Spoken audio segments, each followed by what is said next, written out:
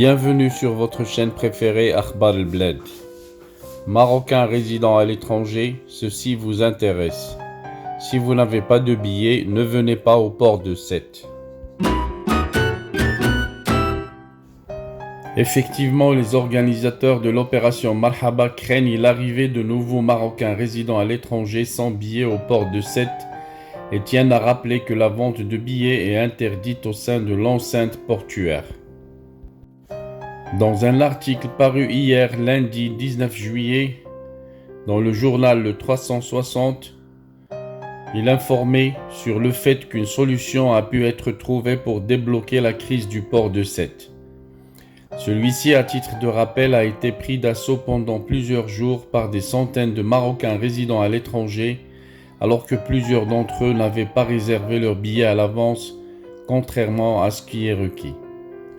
Le retrait manifeste du service client de l'armateur concerné, pour ne pas citer Intershipping, a poussé les sans-billets à squatter le parking du port français, provoquant une perturbation du programme et un encombrement de véhicules au point de nécessiter l'intervention de la Croix-Rouge.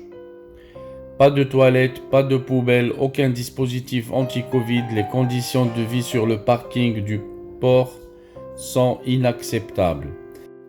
Répète ce membre de la cellule de crise qui a été créée et dépêché sur place pour débloquer la situation. En effet, pour désamorcer la crise, dimanche 18 juillet, les sans-billets ont été autorisés à embarquer à bord du navire gratuitement, mais sans leur voiture et donc en tant que piétons.